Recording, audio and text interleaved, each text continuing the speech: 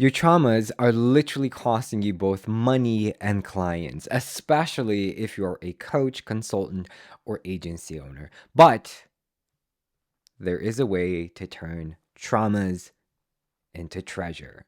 And that's exactly what we're talking about today in this video. I hope you're excited because I am. This is one of my favorite topics to talk about.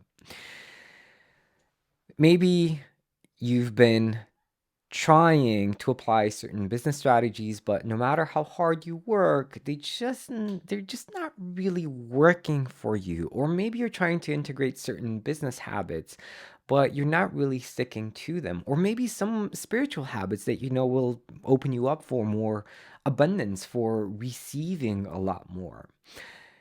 And I can tell you that the reason why all of this is happening is simply because you haven't yet healed some of your past traumas. And of course, we can do a bit of energy work, but before we actually dive into the energy work in terms of really fully healing them, there is a shift in perspective that needs to be made that will open you up to the healing. And that's exactly what we're going to do today, right now, in in the next few minutes.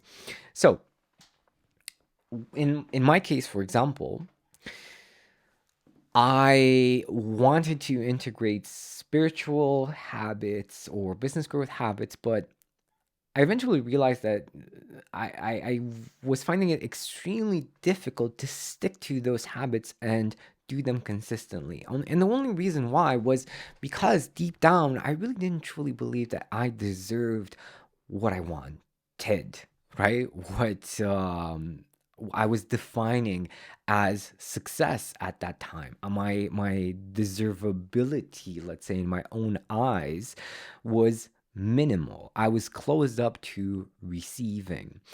And that had a lot to do with my past, with the events that happened in my life. And whenever I was looking back at those events, I was just looking at my past and just seeing proof of, yeah, you don't deserve this. What have you done, right? What are you talking about? You just don't know enough. You're always going to screw it up because you're going to screw it up because you always do. Who are you kidding? You've made so many mistakes before. So it's constantly judging myself and judging myself and judging myself. And this is a habit that we pick up when we're kids, especially if we have, judgmental parents that they love us, they want what's best for us, but at that time that was the only tool that they believed that they had, right? Judgment, guilt, to get you to do what society kind of wants you to do, right? To become a functional member of society. But at the same time, we just realize that we become adults and we just have these weights around our shoulders, this emotional baggage that's just not letting us move forward. So what do we do about it? Well, actually, this awakening happened for me when I was talking with my father over over Christmas, and my dad was kind of feeling guilty about, he was wishing that maybe he would have been there for me a lot more.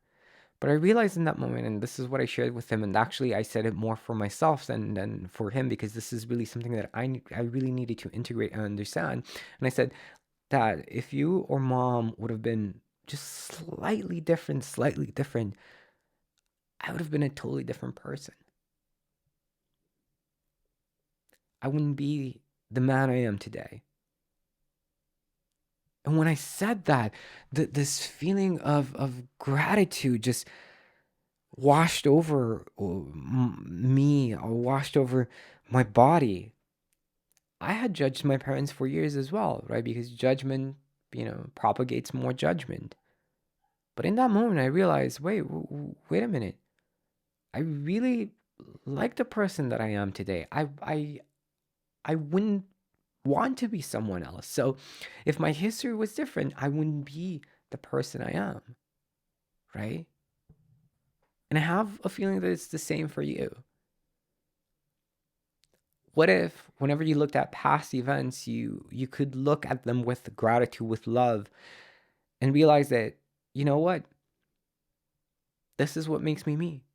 All of those quote unquote mistakes, all of those traumas, all of those things that happened. And yes, even and it's hard to say this, even the most horrific traumas that you can imagine, they've shaped the person you are today. They've given you something, some gift. Maybe you are a lot more resilient than you would have been without it. Maybe you're a lot more cautious. Yeah. So there's a benefit to that, as hard as it may be to see it. But that's the process of turning trash, trauma into treasure, right? So that's the first point. And what I'm really, really trying to say is that if you bless all of those past events, they stop becoming weights around your neck, and actually they turn into wings on your shoulders, if that makes sense. Let me know in the comments if this resonates with you right now. Let me know in the comments, how grateful are you feeling right now to be you, just the way you are, with the good, the bad, and the ugly. Nobody's perfect, right? But who else you got, right? So might as well love that person that looks you in the eye every morning in the mirror, right? So that's the first step. The second step is forgiving yourself. Forgiving yourself, forgiving all of the people that ever hurt you in your past. That will set you free. Forgiveness sets you free of burdens. It allows you to see the world differently. It allows you to see yourself differently. And that is the first step to shifting your identity for more success, seeing yourself differently. Yes? Forgiveness. As hard, like the harder it is to forgive yourself, others, the more you actually need to do it, because that's literally a sign of more potential inside of you that's waiting to be liberated and used and manifested.